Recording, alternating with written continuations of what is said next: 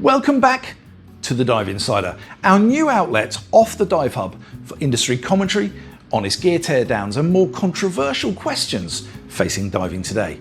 If you're new here, please hit subscribe and help us build the new platform and ensure YouTube keeps serving you deeper, no-nonsense dive content every day. Today, we're asking a question that's dividing divers everywhere: smartwatches as dive computers. Now, before we go any further, there are potentially two different types of people watching this video, and I want to be upfront about that.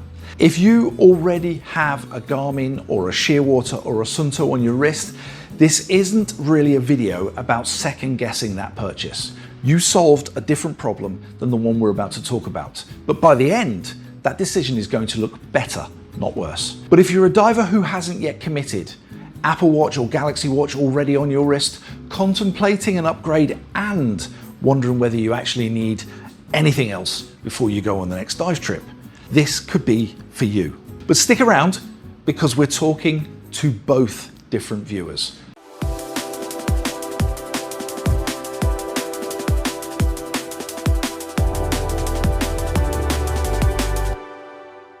As divers, we have a funny relationship with trust.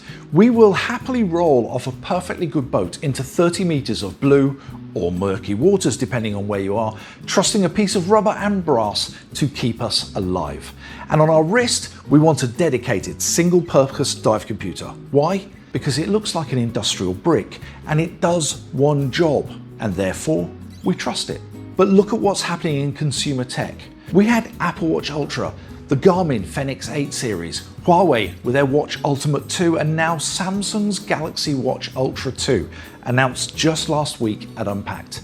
Everyday smartwatches pushing hard into recreational scuba territory. The marketing tells you that these devices can replace your dive computer. But if you talk to any salty old diver or walk into any shop with $700 to $900 in the pocket, you're sitting right on the fence between a top-end daily smartwatch and some of the finest dedicated dive computers ever built, like the Shearwater Peregrine, the Garmin Descent G series, or the Suunto Ocean. So today on the Dive Insider, we aren't just looking at screen brightness or battery specs, we are asking the uncomfortable questions.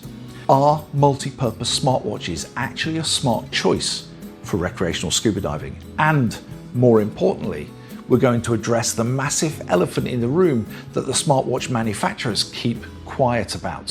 What actually happens if you accidentally blow past your 40-meter or 130-foot limit? So let's break down the facts, the software paywalls, and the hard technical limitations. So let's first of all ground the debate in cold, hard cash. If you buy a Samsung Galaxy Watch Ultra 2 or an Apple Watch Ultra, you're spending $700 to $800. A Garmin Fenix 8 starts at $1,000 too. For that exact cash, what does that get you in the dedicated scuba market? You could buy a Shearwater Peregrine TX, which is practically the gold standard for recreational simplicity. Clear Bullman ZHL16C algorithm execution, optional wireless tank pressure integration, but it's a small brick on your wrist. Or you could go for the Garmin Descent G1 or G2, giving you a full multi-sport watch built around proven Garmin dive software. Its 41mm diameter means it's quite dainty on a big wrist. But you could go for a Suunto Ocean, which blends a bright AMOLED display, wireless air integration, and 95 different sport modes with a 60-meter dive rating. So why would you choose a Samsung or Apple Watch over a Shearwater or a Suunto? If that's you already decided, already own a dedicated dive computer, then feel free, skip forward a minute or two, because this next bit isn't really for you. For everyone else, conversation too. So let's be honest about how you're actually making this decision. If you're already wearing an Apple Watch Ultra, or you're a Samsung ecosystem person with a phone and the earbuds and the tablet and the rest of it, the real decision isn't smartwatch or dedicated dive computer. It's, do I spend $800 on a completely separate piece of kit I'll use 1 week a year, or do I pay a small monthly subscription on a watch I already own or was about to buy anyway? Framed that way, the maths changes completely. The marginal cost of adding dive capability to a watch you already own isn't $800. It's whatever Mares or Oceanic charges a month. Now that's a genuinely different buying decision, and it's probably the one that most people in this segment are actually going to make. Hardware-wise, the gap is narrowing. The Samsung Ultra 2 features IP69K durability rating. It has an EN 13319 European Dive Instrument certification grade, and it has grade 4 titanium, plus a staggering 5000 nit AMOLED display. Under a dark thermocline or in murky coastal waters, that 5000 nit panel is easier to read than almost anything else on the market. It's designed to work with the Mares Dive app, which is very similar to the partnership Apple already has with Oceanic. And the EN 13319 means it's built to the same depth sensing standards as your Garmin Descent Mk3i or your Shearwater. Fun fact, you can even set your Peregrine's water density to 13319 for more precise depth calibration. One reason this standard matters is that it requires the app to be locked into dive mode once you're underwater, and that was certainly the case on the Apple Watch Ultra 2 that Andrew and I tested last year. Now here's a comparison the smartwatch reviewers never make. Forget the $700 to $900 bracket for a second.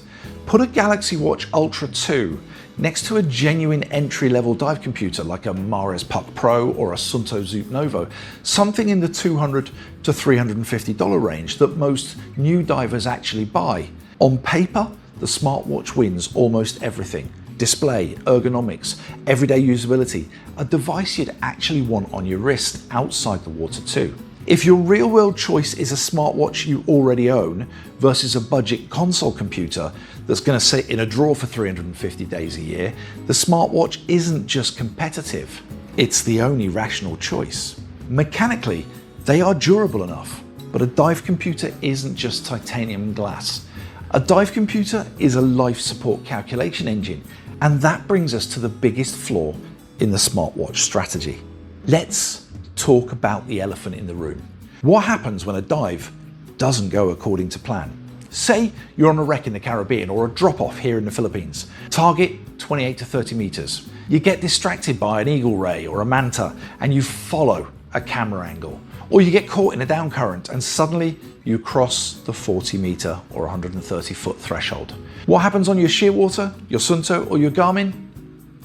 Nothing. They don't panic. They just keep calculating. They track your nitrogen tissue loading, they adjust your decompression schedule dynamically, show you your ceiling, and give you clear, actionable ascent rates. They are designed to manage contingency and get you home safely when you make a mistake. Now, what happens on an Apple Watch Ultra 2 or a Samsung Galaxy Watch Ultra 2? Because these are smartwatches, they are legally certified under EN 13319 only up to 40 meters, and the depth sensors are therefore software capped. Now here's something I haven't mentioned yet. I was one of the testers alongside Andrew on the Mares beta program for this app. Okay, it was on an Apple Watch Ultra 2 because the Samsung hardware wasn't available at the time. So this isn't me reading a spec sheet. I've seen it myself. Cross 40 meters on the Mares app and the depth sensor stops reading accurately, flashes a depth warning and locks you out of the dive computer functionality entirely until you climb back up above the threshold. Same story with the Oceanic Plus on the Apple Watch. Samsung's version of the Mares app for the Ultra 2 isn't shipping on the hardware yet. It's going to come yet later as a download. So I haven't put it through its paces on the Galaxy Watch specifically, but if it's the same Mares software underneath built to meet the same EN 13319 ceiling, I'd be surprised if it behaved any differently once it lands on the Samsung Watch Ultra 2. But think about it, at the exact moment you're in the highest risk situation of your dive, over depth, potentially exceeding NDLs, operating outside your certification level, your $800 smartwatch throws its hands up and stops displaying dynamic decompression data and effectively tells you, good luck, mate. This isn't a minor subjective difference. This is a core architectural limit. Dedicated dive computers are built to handle worst case scenarios. Smartwatches are programmed to protect their manufacturers from liability the second you hit meter 41. But, and there's always a but, isn't there? Let's be pragmatic. Let's be realistic and let's put this into some context. Firstly, Samsung is not aiming their smartwatch at the hardcore diver. This is aimed at the occasional diver, your vacation diver, or someone who knows they like to play it nice and safe. The second thing is looking at the numbers game. Even as a dive pro working in a high volume day area like Darwin or previously in Carriacou, it's been more than 3 years and approaching 1,000 dives since I last went under 40 meters. Yes, it can happen, but the stats show it's very, very rare. So for those people, for most people, isn't the 40 meter limit imposed by EN 13319 sufficient for 99 point something % of diving? Then we come to the operational and commercial realities. When you buy a Shearwater Peregrine or a Garmin G2, you pay once. You get nitrox support, multi-gas capability, custom gradient factors, and a lifetime of firmware updates without opening your wallet again. With the smartwatches, the business model is built on recurring monetization. Out of the box, Samsung's native depth app will only give you basic time, depth and water temperature. If you want decompression tracking, tissue loading graphics and a logbook, you'll need to subscribe to Morris. Expect it to be anywhere between $8 or $9 a month or 60 to 70 a year once it's live. This is similar to how Apple works with the Oceanic Plus app too. There is genuinely one piece of this puzzle though, and it's worth calling out on its own. The Morris app ties directly into SSI's dive database and logbook ecosystem. It runs on the same back end as the SSI app. I've tested that integration on the Apple Watch Ultra 2 and dives logged on the wrist sync straight through your SSI account without touching a paper logbook or doing any manual entry. That's the first time I've seen a smartwatch plug directly into a training agency's ecosystem like that. And if it carries across to the Samsung version once the app ships, it's a genuinely useful feature if you're using the SSI app, not just another subscription tier. But paying $800 for a hardware device and then being charged a subscription fee to calculate your nitrogen absorption is still a tough pill to swallow for most divers, this one included. Furthermore, consider functionality. Gas switching. A Shearwater Peregrine can handle nitrox up to 100%. Sunto Ocean or Garmin G2 can handle multiple gas switches underwater. A smartwatch app is most likely universally locked down to a single gas, which will be recreational trimix. Wireless air integration. You can add a transmitter to a Shearwater Peregrine or a Sunto Ocean and get gas time remaining right on your wrist. No mainstream smartwatch currently supports hoseless tank pressure integration. Now, okay, let's be honest. Whilst many of us like that kind of feature because we're guys and we like gadge, do we really need a feature that lets us check our tank pressure here rather than here? I'll be one of the first ones to put my hand up and say, no, I don't need it. Want it, some people do. Don't need it. So if you plan to progress into advanced nitrox, entry-level decompression diving, or simply want air integration, a smartwatch as a dive computer is an instant dead end. But hey, let's step back and look at this objectively. Why are people buying Apple Watch Ultras, Fenix 8s and Huawei Watch Ultimates? And why is Samsung launching the Ultra 2 for diving at all? Because of cost per use. The average certified recreational diver logs 10 to 12 dives a year, usually during a single 2-week vacation. If you spend $800 on a Shearwater Peregrine or a Sunto Ocean and you only dive for 1 week a year, that computer sits in a dark padded case for 350 days. Its cost per use is nearly $80 a dive. If you spend $800 on a Samsung Galaxy Watch Ultra 2, you'll likely wear it every day. It tracks your sleep, monitors your heart rate, tracks your runs or your bicycle rides, takes your phone calls, lets you use voice memos and controls your music for 365 days a year. Then, when you fly out to a resort destination for a week of shallow 18 meter or 60 feet reef dives, you strap it on your wrist and it logs your dives. And as we said earlier, plenty of people in this bracket aren't spending that $800 specifically on diving. They were buying the watch anyway. Diving just becomes a subscription add-on to a purchase they'd already made. For 80% of warm water vacation divers, this isn't a compromise. It's probably practical common sense. And there's something bigger going on than the cost per use. These watches are quietly turning a lot of people into divers who'd never call themselves one. Someone who buys a Galaxy Watch Ultra 2 for the gym, the commute, and everyday life doesn't think of themselves as a diver. the way someone who would spend $900 on a Shearwater does. But strap that same watch onto them for a week of reef dives, and they've got their own dive computer without ever adopting the identity. For an industry that's always struggled to turn the "I did a dive once on a holiday" into "I'm a diver," that's not a small thing. And so for conversation one, the Shearwater, the Garmin owners who've been sitting here thinking, yeah, but I've already bought mine, here's why your maths still hold up. Cost per use punishes a purchase when diving is the only thing a device does. Yours was never competing with a smartwatch on a cost per use though, because you didn't buy it to also run your life for 365 days a year. You bought a tool, a dedicated piece of kit that does one job perfectly, as opposed to everything adequately. It's a completely different rational call, and nothing in this video will change that.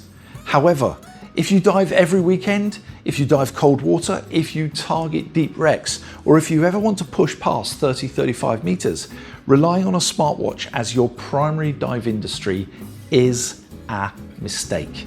You are paying more money for less capability, specifically underwater. So the bottom line, smartwatches like the Samsung Ultra 2 aren't bad devices. They're actually remarkable pieces of multi-sport engineering, and honestly, I think they're one of the better things to happen in recreational diving for a while. Not because they'll ever out-compute a Shearwater or a Garmin, they won't, but because they put a proper dive computer on the wrist of someone who'd never otherwise own one. That's an enabler, not a compromise. So two verdicts. Since we've been having two conversations all the way through this video, if you're already running a Shearwater, a Garmin, or a Suunto, nothing here should make you regret that. You bought the tool built for the job, and when things go wrong at depth, you'll be glad you did.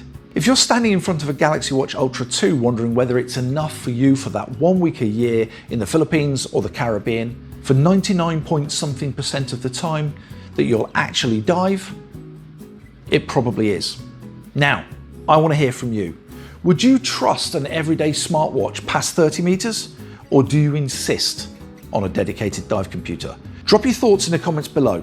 If you found this breakdown useful, please hit the subscribe button, please hit like, as we know the YouTube algorithm will help us on that one. But most importantly, see you in the next one, guys. Thank you so much for joining me.